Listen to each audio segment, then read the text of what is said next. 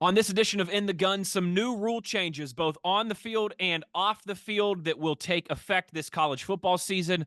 Also, some credible sources reporting that Wren Baker might have a new contract extension that'll keep him in Morgantown for the foreseeable future. All of that and more on this edition of ITG. Let's go! You are now watching Believe. Do you believe? Go single! Thomas nuts!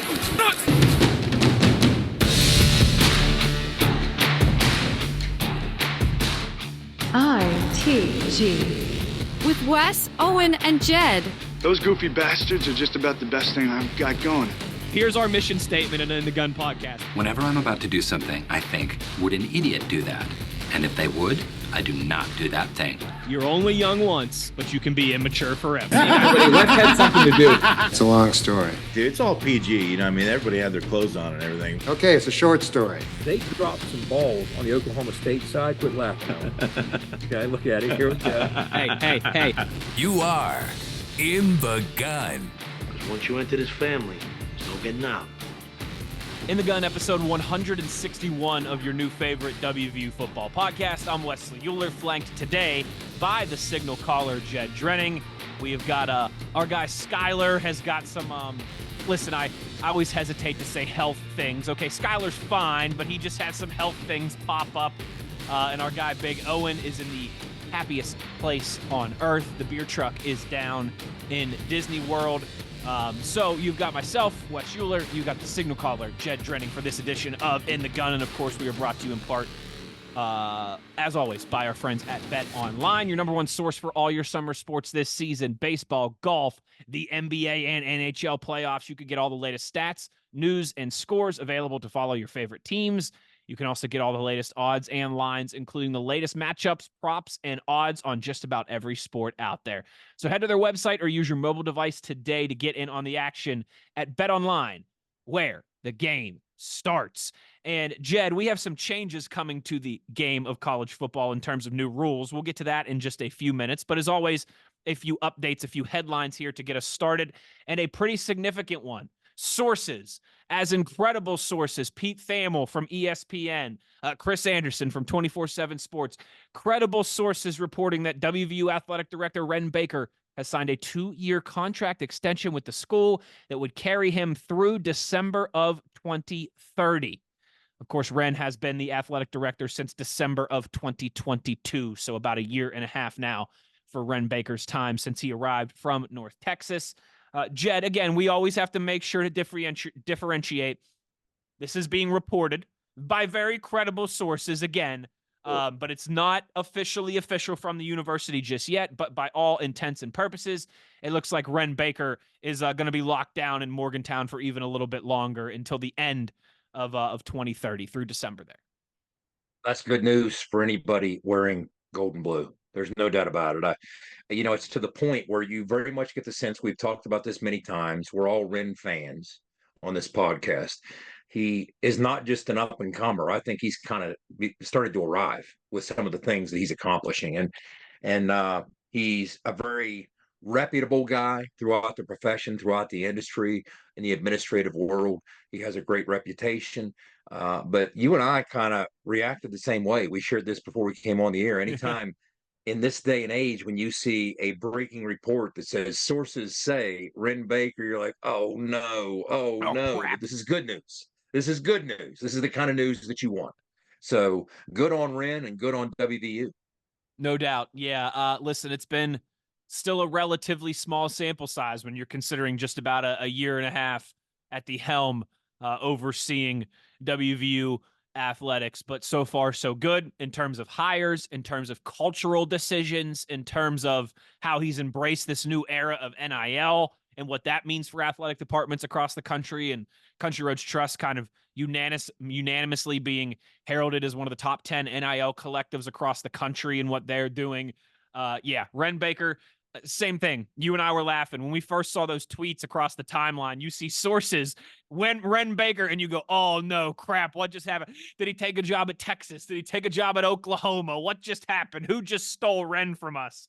But no, in fact, if anybody wants to steal Wren for the next, 6 years or so here, 6.5 years, it just became much more difficult as he is locked down with a 2-year extension that will keep him in the old gold and blue, and now the black from time to time as well, through December of 2022.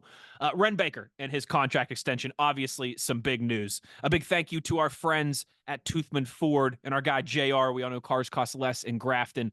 Big shout out to Team Toothman and all that they're doing for WVU Athletics and for NIL, and for being a presenting sponsor of this here program that we call In the Gun.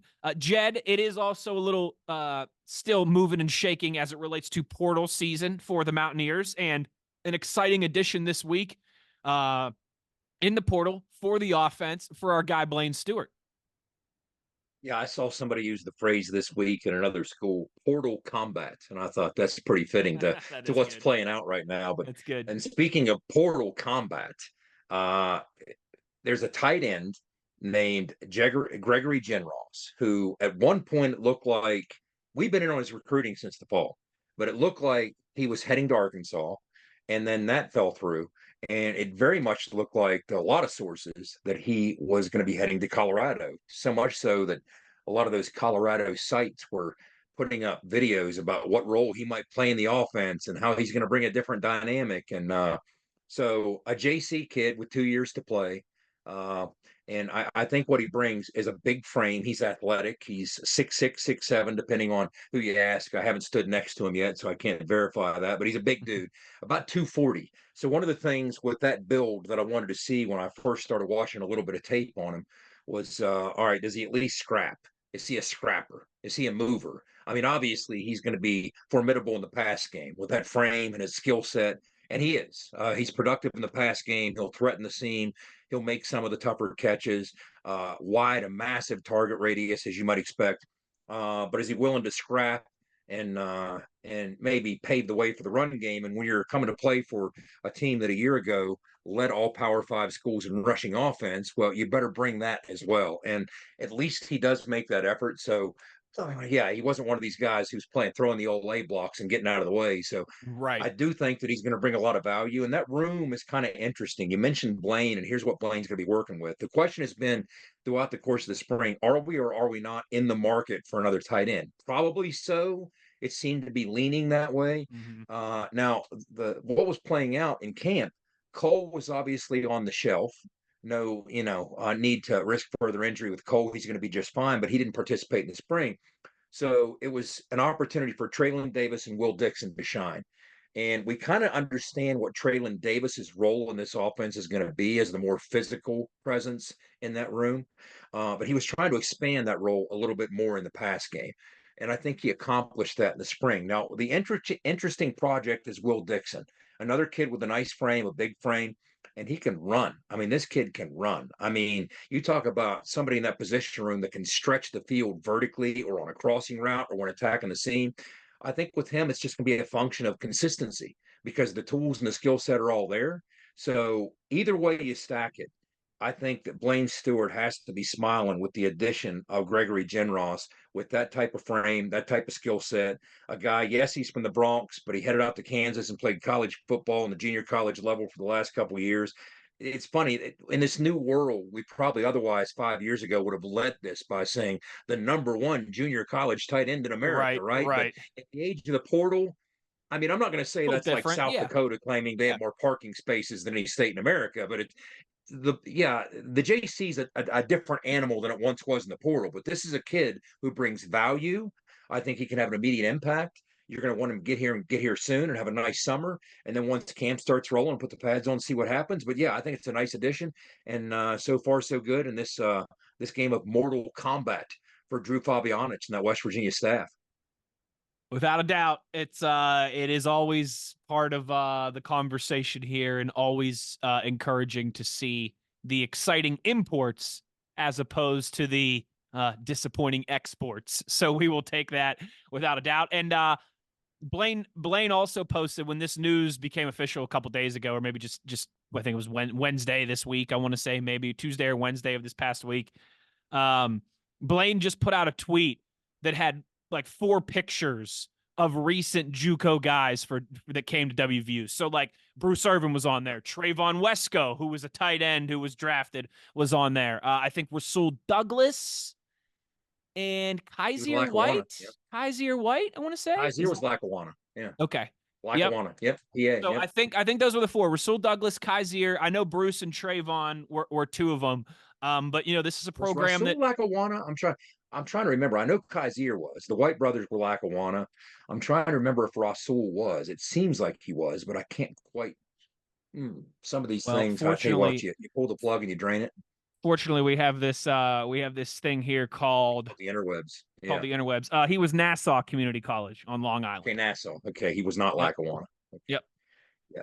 All right. So some history of some recent history there in the past decade or so of some JUCOs coming to Morgantown and having some success. Let's hope we found ourselves another one in this portal cycle. Another thank you to our friends at Fortis, our guy Rick Lewis. I keep forgetting I got to throw on my new Fortis gear here. I'm just so conditioned to always chucking on a WVU shirt when we do this, but a big thank you to our guy Rick Lewis and our friends at Fortis for roof performance and financial certainty guaranteed. You got to check out fortis.us.com. We're going to take a break here. When we come back on the other side, some new rules changes, both on the field and off the field for this season in college football. The signal caller will break them all down for us when we return on the other side. You are in the gun. Nobody supports the blue and gold Mountaineers like Toothman Ford. With over 20 NIL deals and counting, Toothman Ford continues to rally behind our student athletes. And it's time we rally and support the dealer that supports the Mountaineers. Not only does Toothman Ford offer the best prices in the state on pre-owned, their never over MSRP campaign on new Fords guaranteed to save you thousands. Drive with pride all season long, knowing you're supporting the dealer that fuels our Mountaineers. Toothman Ford, where cars cost less, in Grafton and at toothmanford.com. ITG will return after these messages. Mahomes over the middle, dangerous pass, intercepted. Darryl Worley picks it up. Mahomes, and he's sacked again. The fourth sack of the day for West Virginia. For nearly 20 years, Fortis has been the nation's leader in providing guaranteed roof performance programs for commercial buildings. Fortis offers roof performance solutions that feature extensive initial and ongoing reconditioning for commercial buildings as an alternative to traditional replacement, with long-term performance guarantees that are backed by global leader Lloyd's of London. Fortis offers a comprehensive range of roof performance management programs that provide financial security, extend the life of our customers' roofs, and make a significant impact on ROI. Fortis is currently improving performance and increasing ROI for customers at more than 4,800 locations, with more than 140 million square feet protected, including many Fortune 500 companies that have turned to Fortis to save money, gain financial certainty, and extend the life of their existing roofs. Fortis has helped customers save more than $520 million in capital roof replacement costs for an average ROI of over 250%. To learn more, visit fortis.us.com. Fortis, roof performance and financial certainty guaranteed. If you work the land, you just got to be a jack of all trades type. There's just too much to do. So if you got to be a welder or a farmer or a ditch digger, that's just who you are that day. Then tomorrow, you can be somebody else.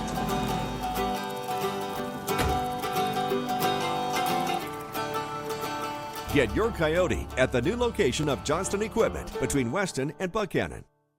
Back in the gun here as we roll along, and a new college football season not too far away, actually, now. It's, less than 3 months when the Mountaineers will host the Nittany Lions to kick off their 2024 campaign. And there's some new rules, as always, some moving and shaking to discuss, and who better than with our resident football expert / rules extraordinaire / dork and nerd, the signal caller, Jed Drenning.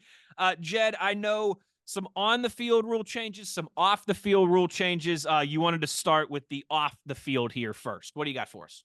There's a couple things outside the lines. The first of which is not that all surprising. Go back to the Raekwon Battle discussion. Remember what played out there? That wasn't made official, even though it was put into action. You kind of saw this coming, but not exactly breaking news to say that the committee approved the multiple transfer rule. So again, no surprise.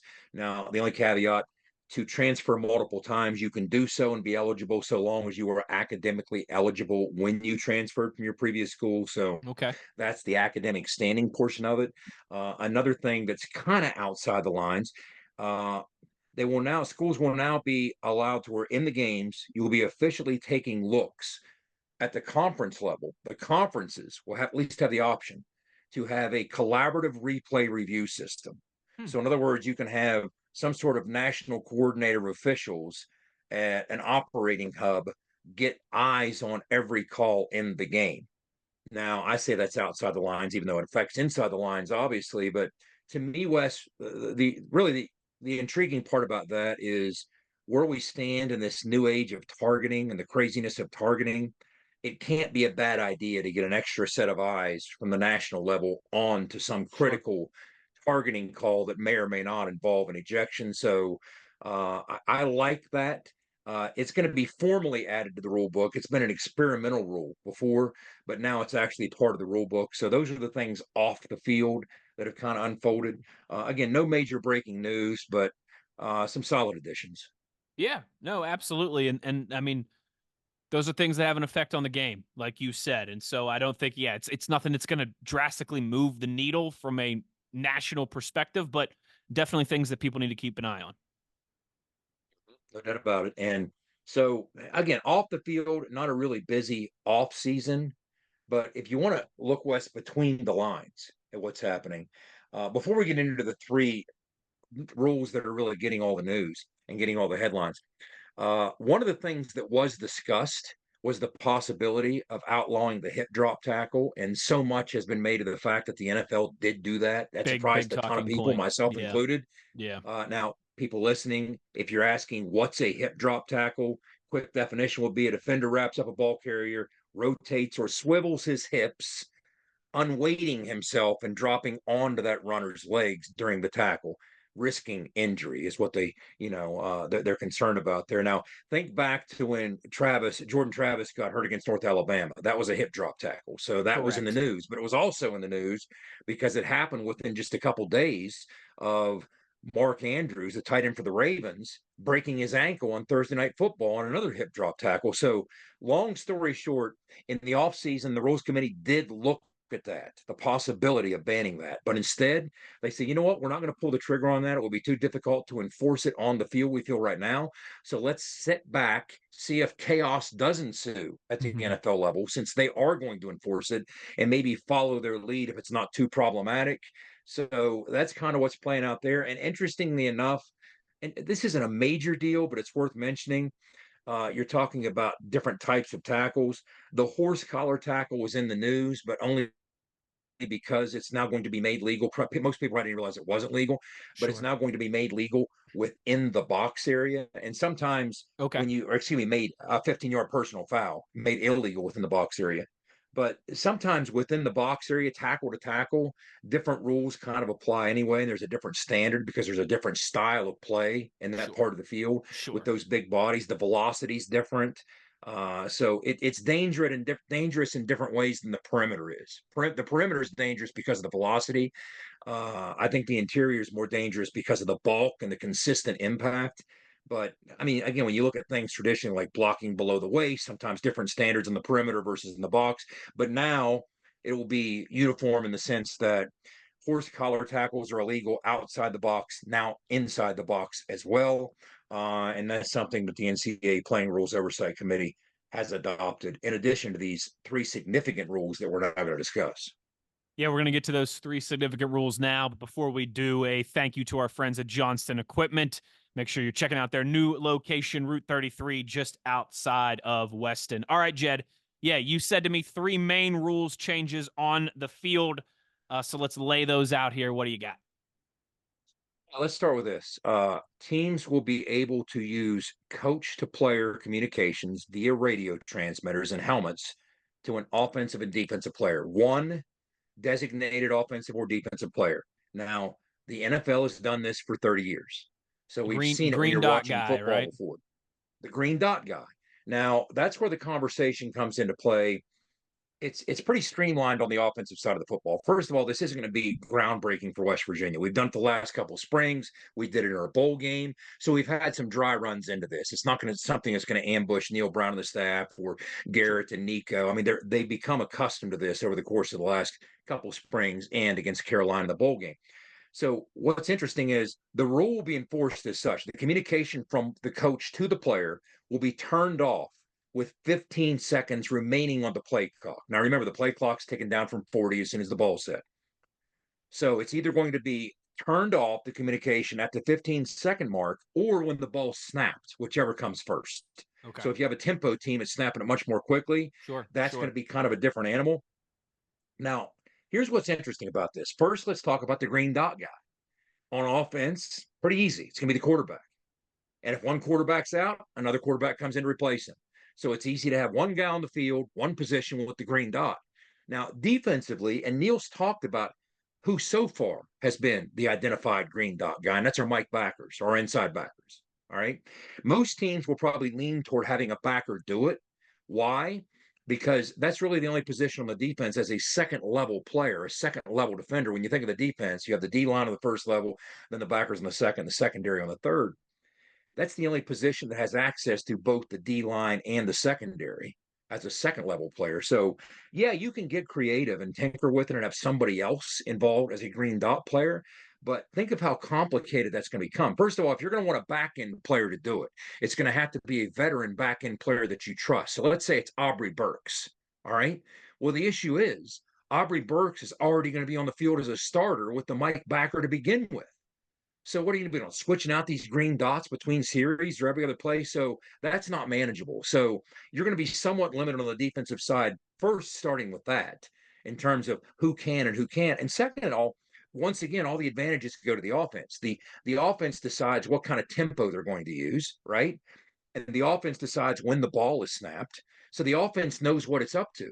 The defense can't get all that cute because they don't understand even if an offense is plodding down methodically down the field, they could all of a sudden use tempo after a quick first down. You have to be ready for that. So there have been suggestions when the committee was meeting. One of the concerns was, what happens if the quarterbacks waits for the clock to get down to the 15-second mark and checks into a different play? And all of a sudden, now the defense is cut off from communication with the staff, and they're kind of ambushed by it. So I don't know if the defense will use it to kind of rewrite the way that plays are signaled in or sent in. They'll still signal. I think I could see the defense more using it in terms of reminders or tips. If you got that Mike backer on the horn, it's easy to say, hey, now remember, if they motion to trips, we got a basic check here. Or, hey, we weren't expecting it, but it looks like they're motioning to the boundary. Real quick, check here, check here, check here. Something like that that's going to be fairly vanilla or basic just to help them out. But you're really going to have to get a beat on what the offense is trying to do to you defensively before you can react to it.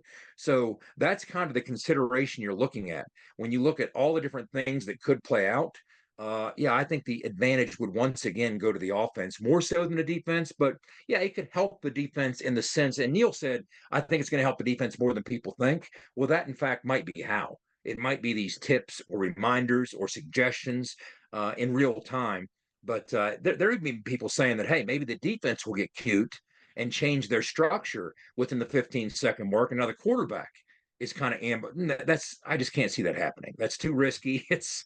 People are overthinking this, really. Yeah, the defense. In actuality, the defense has about 15 seconds to think and assess and decide what they're going to do. I mean, from getting reset to getting lined up to getting the call. I mean, you've got about 15 seconds to tinker with if you're on the defense there in actual time. So I think that's a good breakdown by you. I think it's going to help the defense without a doubt, but I do think it's a much bigger benefit to the quarterback, to the offense. As you mentioned, this is a big conversation points with NFL teams. Like, who's the green dot guy? Because you want it to be somebody who never or practically never leaves the field, right? And as you mentioned, that's obviously the quarterback on offense. It's a no-brainer. On defense, we just said they're going to sit back and wait on one rule to see how it goes in the NFL. Well, Wes, for 30 years, if these were going to be problems in the NFL, they would have cropped up already. Nobody's waiting within the 15-second mark to ambush the other side. We just haven't seen much of that happen. So there was an interesting article written by Sheehan J. Jaya Raja, I think his name is, on CBSSportsline.com. But he talked about this rule change in particular. Here's a quick excerpt from his article. In 2023, Power 5 teams last year averaged 26 seconds per play. In other words, the clock starts at 40. So on average, they were snapping at right around 14. 19 of those teams sat under 25 seconds per snap, meaning their average snap took place before the play clock struck 15, which is when the communication will be shut off here. So let's not overthink this. That's what I'm saying. Let's not overthink this. But yeah, that's kind of what that first rule is going to look like. And then there's a couple other major rules as well. Wes, I would say the second major rule is, and this is at all divisions, is the tablet rule. And that is from a computer tablet, an iPad, wherever the case might be, they will now be permitted on the sidelines to view in-game video only. Now, there'll be certain restrictions on it. They will be limited to the game broadcast feed and camera angles from the sideline and the end zone. They cannot be connected to projection devices. So in other words, you can't go in at halftime and shoot it up on a big screen. No projection devices, and you can't include analytics or data processing capabilities within it. And that makes sense to me because, trust me, by halftime, if that was allowed, you would have some metrics plugged in and already have smoked out some tendencies with those metrics. I mean, that's how good some of these staffs can be with that.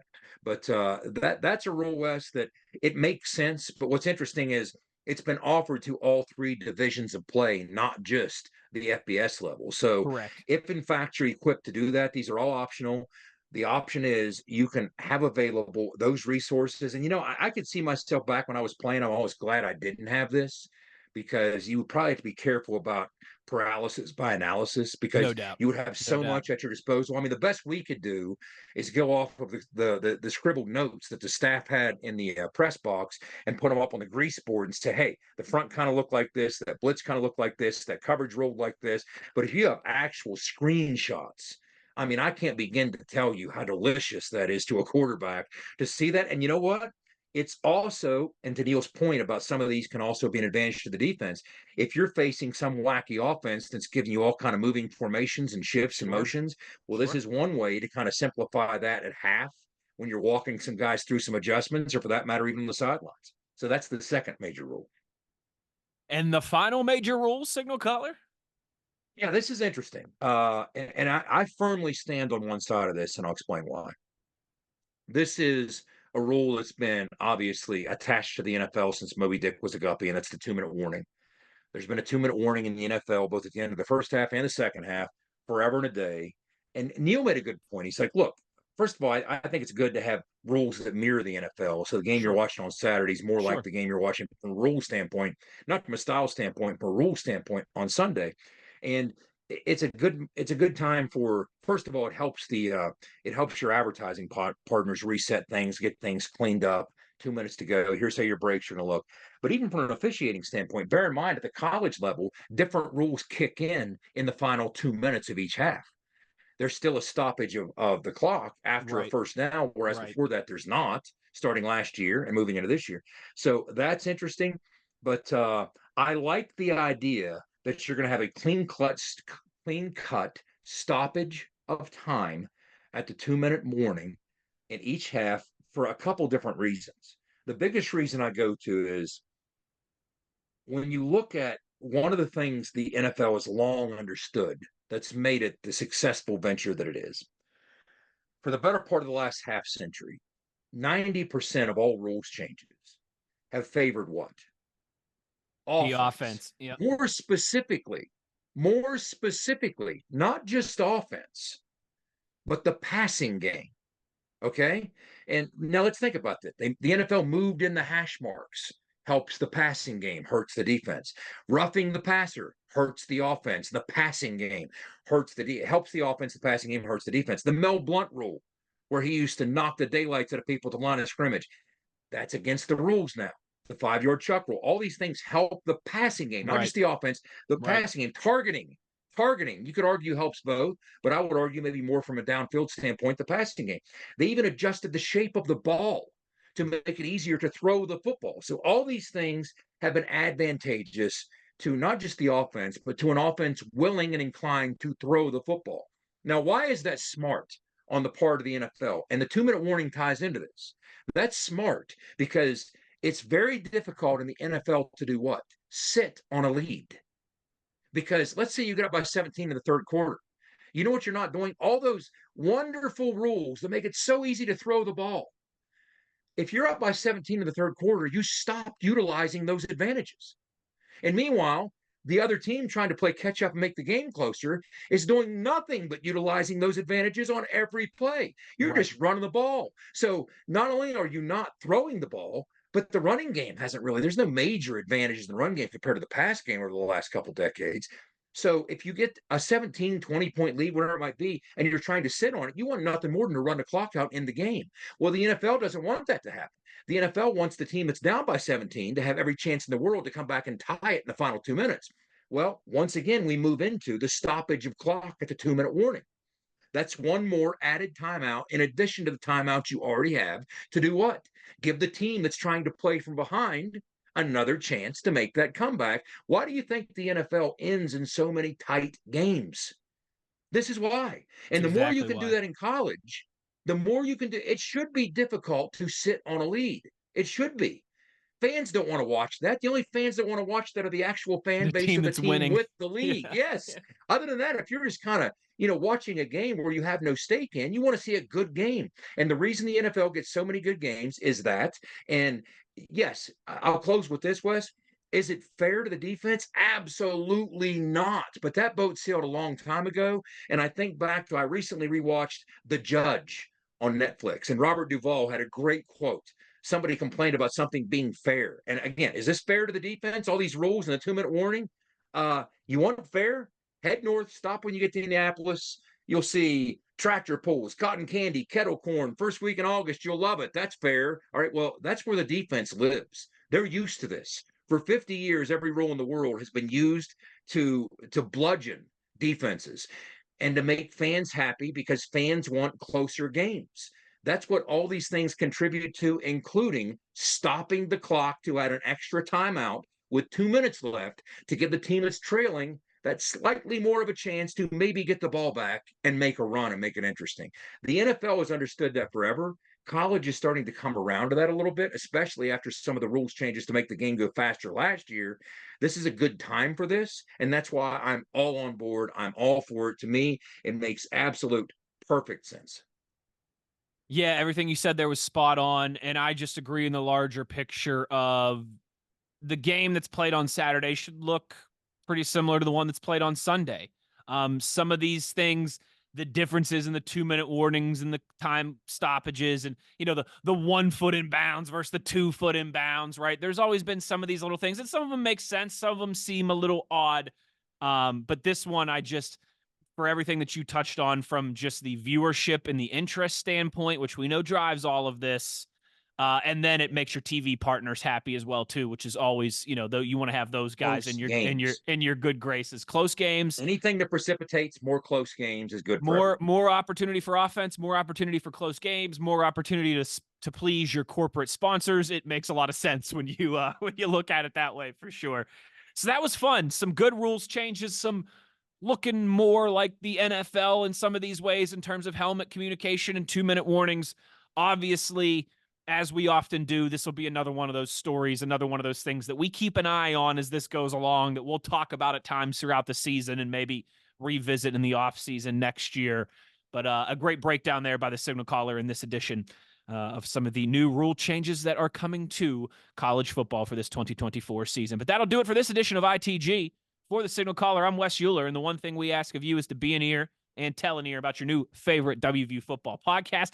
That'll be it for us this week. But early next week, keep your eyes and your ears open, because we've got another edition of Who Wants to Be a Mountaineer with some celebrity guests. Ooh, and Jed might have called in a ringer. That's the last tease that you're getting. So take care now. Bye-bye then. For our producer / co-host, Skylar Callahan, for Mr. Mickey Mouse himself, the runaway beer truck down in Disney, and the Signal Caller, Jed Drenning, I am Wesley Euler. Thanks so much for listening, everybody. Take care. You've been in the gun. ITG. The fun doesn't have to stop here. Be sure to hit subscribe and never miss an episode. If you have any questions, suggestions, or feedback, Be sure to follow us on X at In the Gun Podcast. Join us again next time. Until then, tell an ear to tell an ear about your new favorite WVU football podcast. This mission is over. It's over.